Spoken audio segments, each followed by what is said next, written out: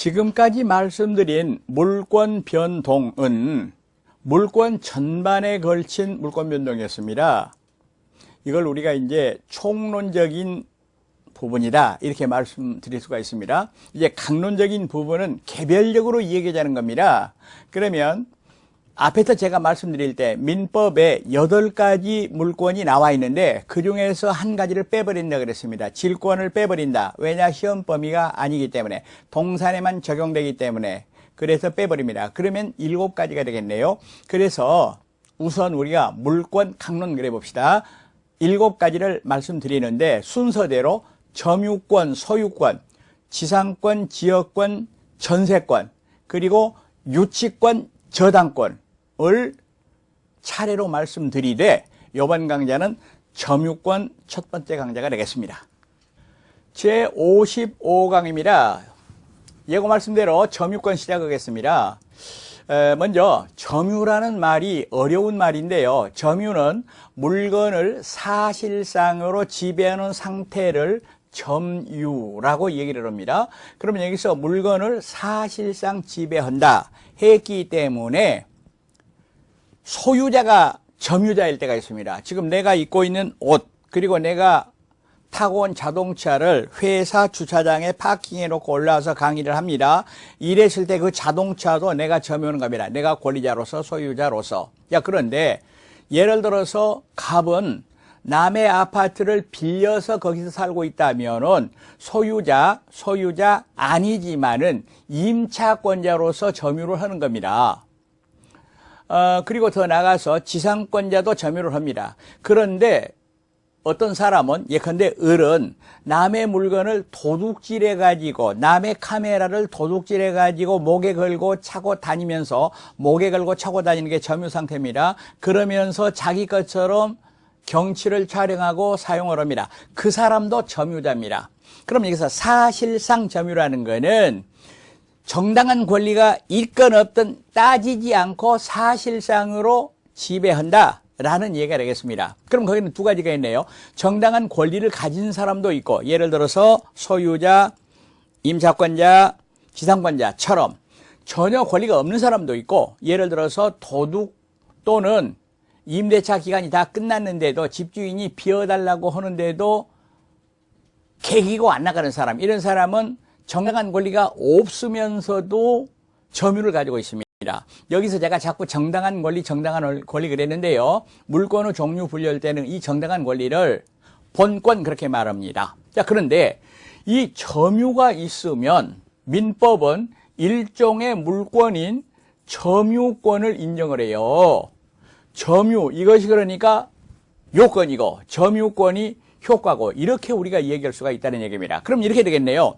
도둑놈이 남의 물건을 훔쳐가지고 남의 카메라를 찍고 다닙니다. 그런데 예를 들어서 얘기할 때 제2의 도둑이 와서 그 카메라를 뺏으려고 그러면은 자기 거 아니니까 뺏길 수밖에 없냐. 그렇지 않습니다. 그 도둑하고 격투를 해가지고 물리칠 수가 있습니다. 이거를 점유보호 청구권이라고 말하는데 도둑의 점유는 정당한 점유가 아닌데도 불구하고 점유권이 인정된다는 얘기입니다. 다시 물건에 대한 사실상의 지배 점유를 법률 요건으로 해서 법률 효과가 생기게 돼 있는데 이런 제도를 전부 다 합쳐가지고 우리가 점유제도라고 얘기를 한다는 거죠. 그러면 점유권과 점유의 성립이랬는데요. 여기서 점유가 성립하면 그로부터 점유권이 생겨납니다. 즉 점유제도입니다. 이랬을 때 민법 규정을 보았더니 민법은 이렇게 정리를 하고 있습니다.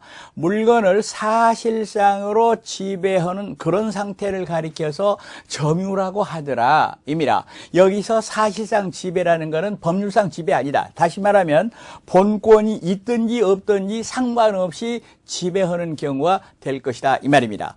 그러나 여기서 사실상의 지배는 어느 정도의 계속성이 있어야 돼요. 계속성. 흔히 우리가 이렇게 말하죠.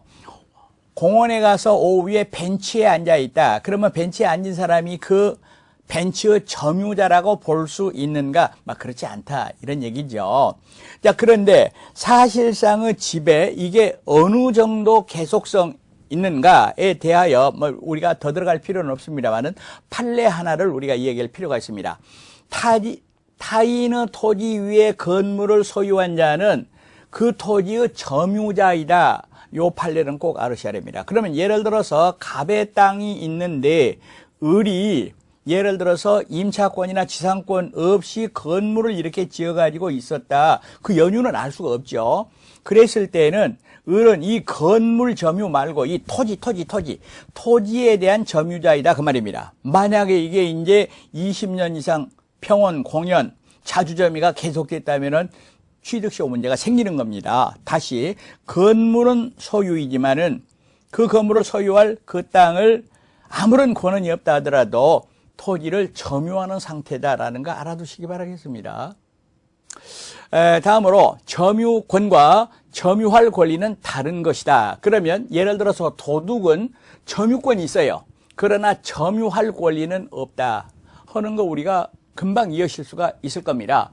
그러면 카메라를 잃어버린 사람은 점유권은 없어. 그러나 점유할 권리는 있어요. 여기서 점유할 권리를 제가 본권 이렇게 얘기한다 그랬습니다. 그리고 점유가 성립하기 위한 요건으로는 점유 설정 의사가 필요하다라고 말을 합니다. 그러나 여기서 점유 설정 의사는 의사 표시에서 말하는 효과 의사하고는 다릅니다. 따라서 어린 아이나 예를 들어서 말하면은 제한 능력자, 예를 들어서 말하면 피성년 후기한인, 피한정 후기한인 이런 사람도 훌륭하게 점유를 가질 수 있습니다. 예를 들어서 어린아이가 자기 장난감을 가지고 놀고 있다. 그거는 점유가 성립합니다. 의사표시는 아니지만은 불완전하지만은 점유 설정 의사. 따라서 우리는 점유 설정 의사를 자연적 의사라고 얘기를 합니다. 여러분, 사실상의 집에 이 판례 하나를 찍어두고 여기에 너무 깊이 들어갈 필요는 없다 할 것입니다. 다음으로 점유관념화라는 게 있습니다. 그러면 이게 무슨 얘기인 거니까 물건을 사실상으로 지배하는 사람은 소유자든 임차인이든 더 나아가서 도둑이든 모두가 다 점유자인데 사실상의 지배가 있으면서도 점유자 아닌 경우가 있고 사실상의 지배가 없으면서도 점유인 경우가 있습니다. 그러니까 점유가 관념화됐다 이거를 말합니다. 그럼 먼저 실력 행사는 있으나 점유가 인정되지 않는 경우가 있습니다. 이걸 가리켜서 우리는 점유자라고 말하지 않고 점유 보조자라고 얘기를 합니다. 간단하게 한번 그림을 그려보겠습니다. 여기에 어떤 주인이 있습니다. 안방 마님이 있습니다. 그런데 여기에 예를 들어서 운전기사가 있다 그럽시다. 운전기사. 부잣집인가 봐요. 그러면 여기서 자동차를 말이요. 실질적으로 운전하고 또 세차하고 이런 거는 운전기사가 합니다. 그러나 잘 들으세요. 이때 점유자는 갑뿐이고 운전기사는 점유자가 아닙니다. 그럼 이 사람을 뭐라고 부르느냐? 점유보조자라고 부릅니다. 그러면 이거를 일반 명제로 얘기를 해보면 민법 규정 그대로 얘기를 해보면은 타인의 지시를 받아서 물건을 사실상으로 지배하고 있는 자가 있을 때에는 그 타인만, 이 타인은 갑을 말합니다. 타인만 점유자라고 말을 합니다. 그러면 운전기사는 원칙적으로 점유자가 아니기 때문에 점유가 없기 때문에 점유권이 인정되지 않습니다. 점유자가 아니라 그 말은 점유권이 없다는 얘기입니다. 그런데 확실하게 해둘 것이 하나가 있어요. 자력 부재권은 인정이 되더라 입니다. 즉 운전기사가 점유자가 아니라 하더라도 다른 사람이 와서 도둑질을 해가려고 그런다, 차를 부시려고 그런다 이랬을 때는 격투를 한다, 자력 부재할 수 있다 그 말입니다. 그런데 여기서 법인의 기관의 직무상 점유는 점유 보조자가 아니다. 다시 말하면 점유다 그 말입니다. 여기서 법인의